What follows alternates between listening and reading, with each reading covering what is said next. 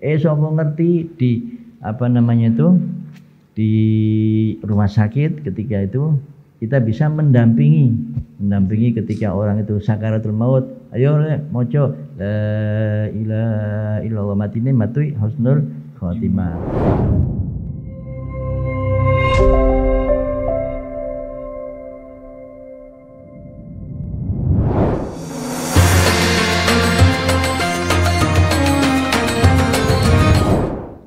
Semoga kita bisa meniru dari beliau. Amin ya Rabb.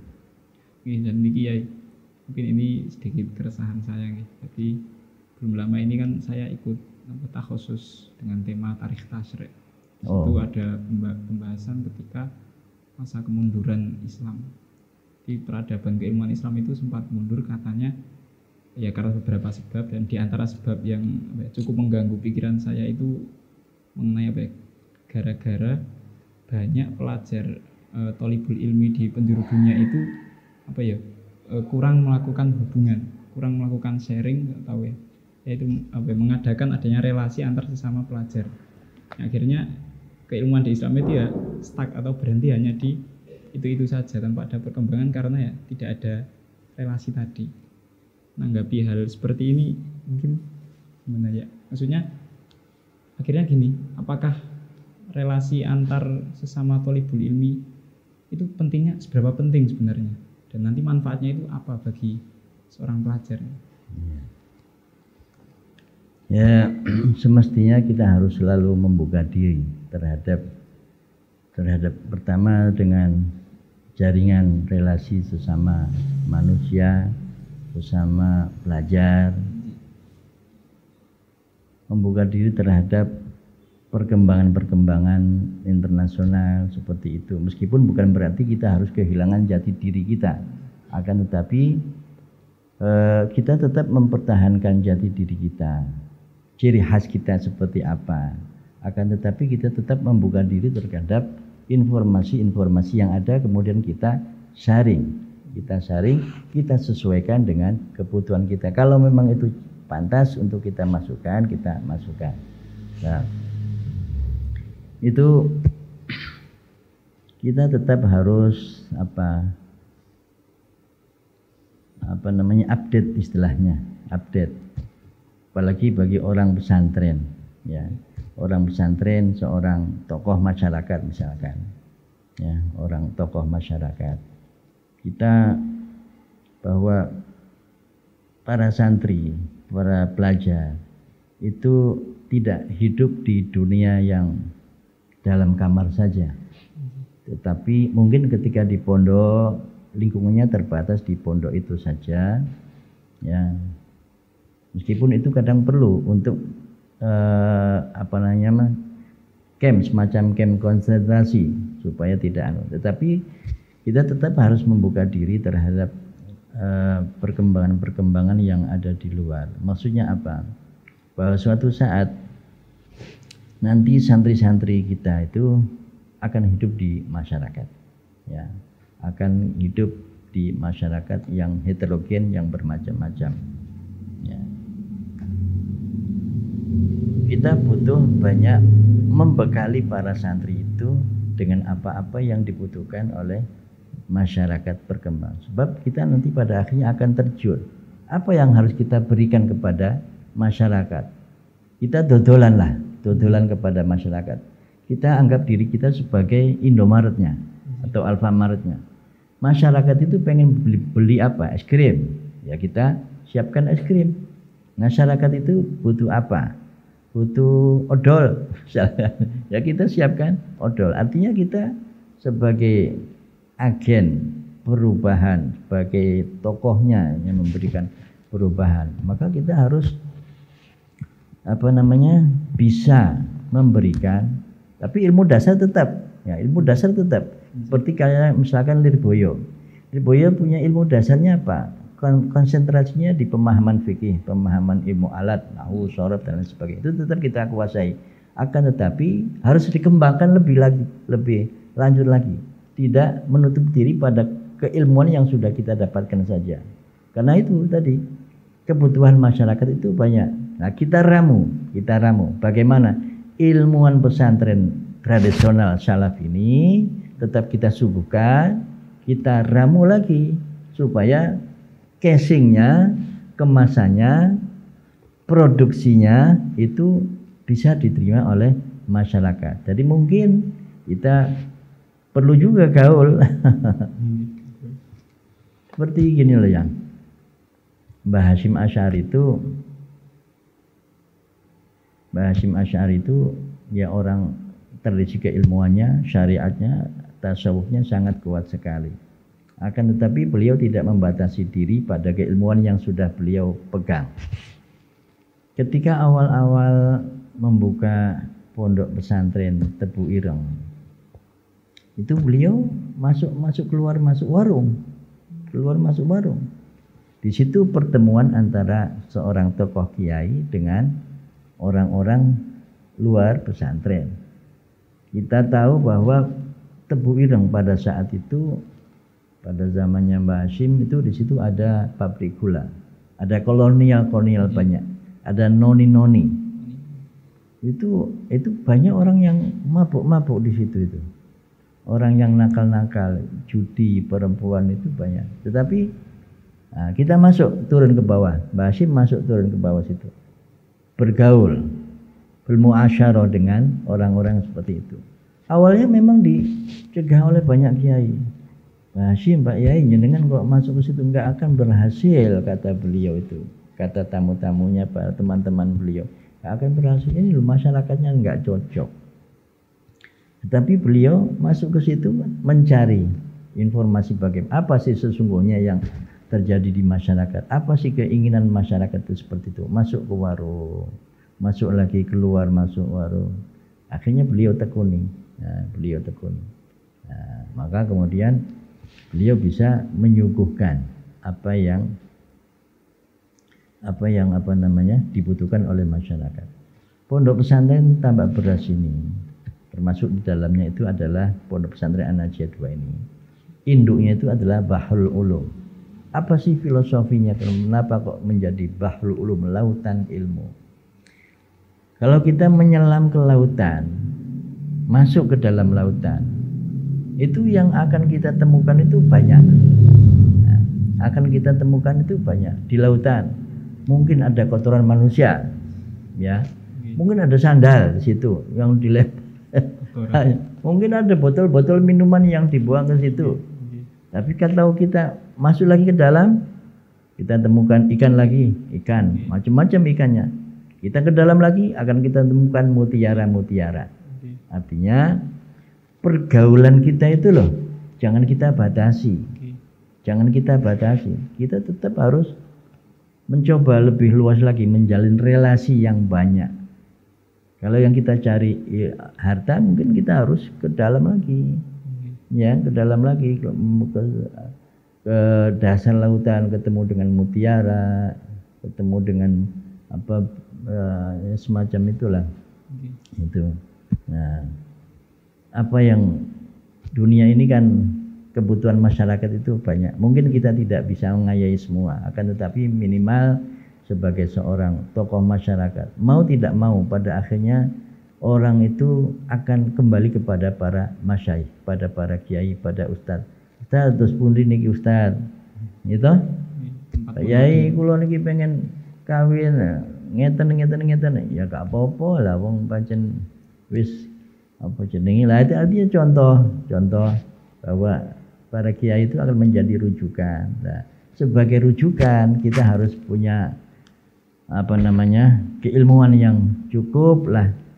Meskipun tidak alim betul, tidak mungkin lah. Kalau orang alim betul itu tidak mungkin, susah sekali ya. Ya bisa sih bisa.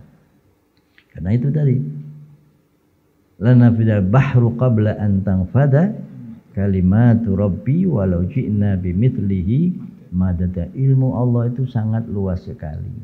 Makanya di Tambak Beras ini ya, itu filosofi daripada Mbak Yai Wahab Hasbullah dulu ketika memilih nama pondok pesantren Bahrul Ulum, itu filosofinya seperti itu. Jadi ada macam-macam. Maka di sini pada perkembangan selanjutnya di Tambak Beras ini mendirikan berbagai macam lembaga pendidikan yang tidak hanya ngaji kitab saja.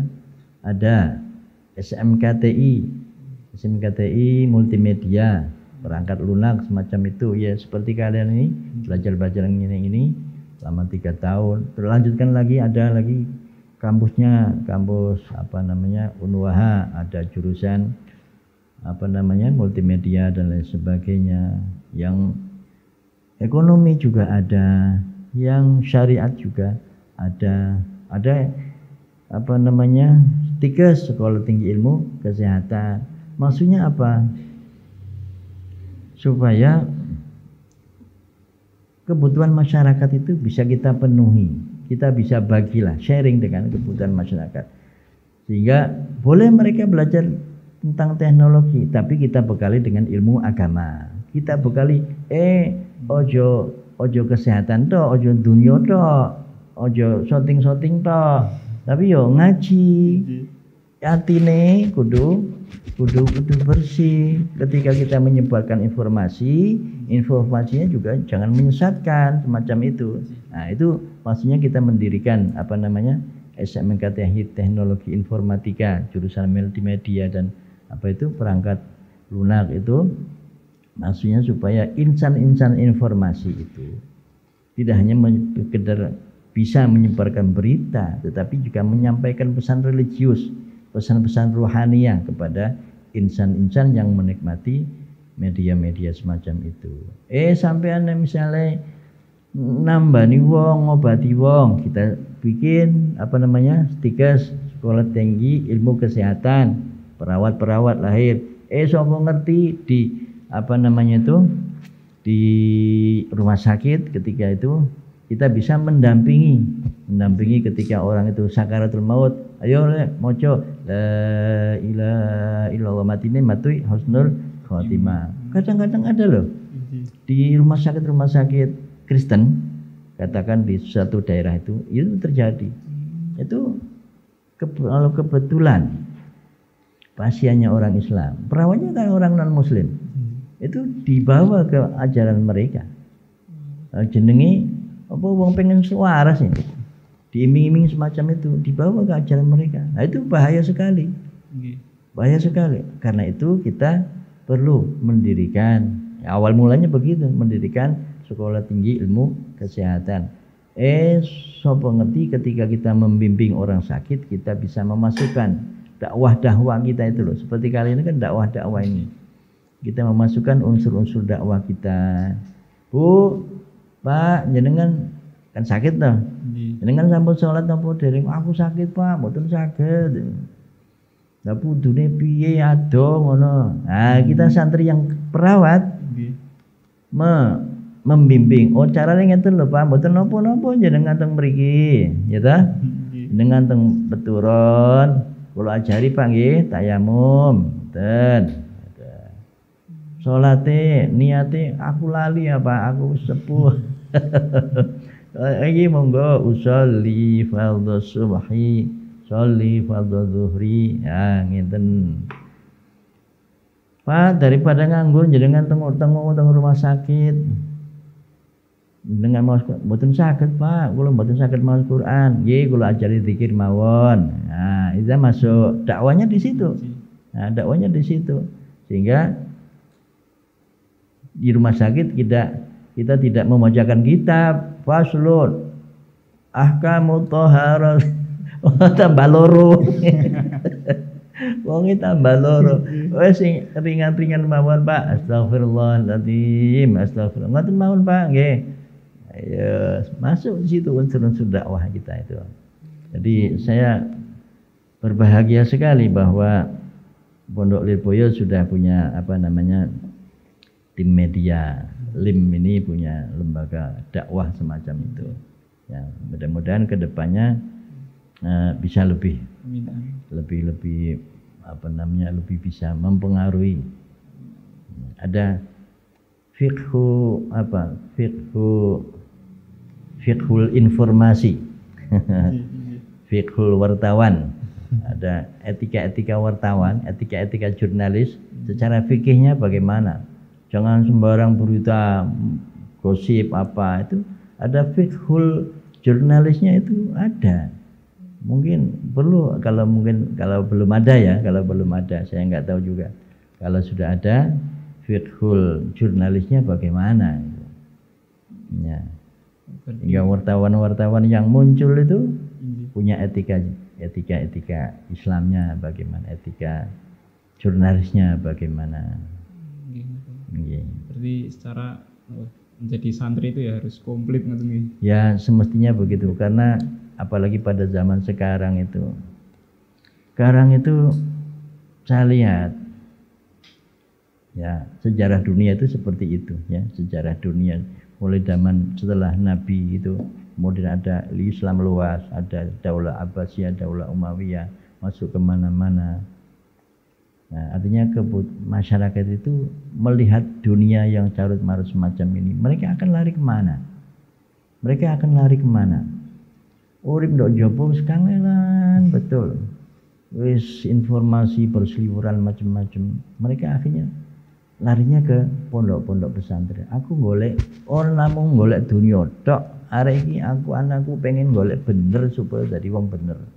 Akhirnya pada tahun-tahun sekarang ini kan, tahun-tahun terakhir ini pesantren itu saya mengamati itu seperti itu. Kenapa pondok-pondok pesantren itu sekarang membludak? Banyak sekali. Jadi poin sudah 42.000 atau mungkin lebih.